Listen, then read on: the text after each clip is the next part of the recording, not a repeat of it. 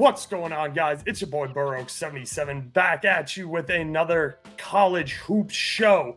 Today we are talking about the Final Four. We have two games starting on Saturday at 6:09 p.m. Eastern. Each team is fighting for the opportunity to play two final games to crown themselves champions of college basketball this season.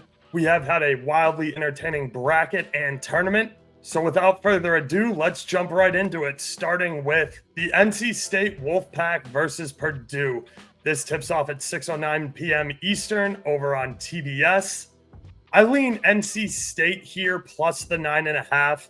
I'm not going to lie to you guys. I think Purdue probably wins this game. I think this is where we do see the end of NC State's Cinderella run, but I would prefer it not to end. I love Burns. I love Diarra. I think that this team is very fun and exciting. I have a couple of things to say about these guys as well. And even though I don't like Purdue, I do have to respect the basketball they're playing. Edey is a very talented player, even though a lot of the no calls on his play are suspect. He does draw a lot of contact and gets fouled a lot, rightfully so. He's a giant person, and he has a lot of room to cover, and he does a lot around the rim. However, I definitely do have a problem with the fact that he never seems to get over the back calls. He never seems to get called for fouls on hook and holds that he does. And we've seen plenty of highlights of him throwing opposing players to the ground and no foul being called. So whether or not Edey gets reffed the same way as everybody else is a big question mark here. But I don't want that to distract from the fact that Zach Edey can hoop. He is not the one in charge of making the calls. So he's just out there playing a game. It's on the refs to be better. They are the grown adults getting a fucking paycheck. So they should do their jobs. Brandon Smith for Purdue is also playing extremely well, along with Lance Jones and Fletcher Lawyer. The combination of perimeter shooting with Edey is going to make this team a big problem, both offensively and defensively. Defensively, Zach Edey gives DJ Burns problems. The reason that DJ Burns has been having a ton of success this tournament is because of his ability to pass the ball when double teams come. When you have a guy like Zach Edey, you are likely not going to have to double team Burns in the post. So that may negate Burns' distribution and passing. However, one of the major advantages to Burns' game that we don't see often in college is, like I said last show, he's as strong with his right hand as he is with his left. And you don't see ambidextrous players like that go into the rim with both hands at anywhere near the skill level that DJ Burns has showed us recently. Burns has been getting a bunch of media attention because he is such a big man. He is not a football player. He is a hooper. I've heard rumors out there about coaches trying to look and talk him into playing offensive line. This dude is not a lineman. He does not play football. He was the number 3 prospect in North Carolina coming out of his senior year of high school that year. So I cannot stress this enough. The man may be big, but that doesn't make him a football player. Just watch how insanely accurate he is with the pass when he gets double teamed and how strong he goes up with both hands to the rim. This dude is nothing but a hooper. Next, we have to talk about Ramadan Diarra. Muhammad Diarra was a role player for NC State most of the season. Diarra hasn't really been a factor prior to January 10th, where he saw a massive minutes increase. And since Diarra is Muslim and the Ramadan story has been taking off, I figured we'd just talk about it real quick. As a guy who covers soccer for European countries and across the globe, the Ramadan story isn't really anything new, but it might be a new topic of conversation here in college basketball since we don't have as many international players, but we are starting to see more international players get into the mix in college hoops. Muslims practicing Ramadan are required to fast from sunup to sunset. This does present different challenges to athletes who have to play multiple times a week within that span. There's a lot of different physical and dietary preparations that come into the month leading up to Ramadan and how these players train. As you guys know, I am a Real Madrid fan, And Karim Benzema, the Ballon d'Or winning striker for Real Madrid, was a practicing Muslim who fasted for Ramadan every season. And this isn't a joke. Like, we called him Ramadan Benz because he did always kind of find an extra gear and gave us a lights out, outstanding performance where he too was competing at the highest level of athletic achievement, which was in the UCL or Champions League. I don't think it's necessarily coincidence here that NC State hasn't lost a game since Ramadan started, and Diarra has been averaging just shy of 10 points per game, 12 rebounds a game, and it has even been stretching the floor with his three-point ability. I do think we will see some changes to NC State's offensive style. I do not know if they will be for the good or for the bad. I just know that they will have to do something differently because they are not going to be guarded the same when it comes to playing Purdue. My lean here is on NC State plus the 9.5. I do have some action down on it right now with the help of a boost that I got from Fanatics. So I'm getting the Wolfpack plus the 9.5 at plus 100 versus the minus 110.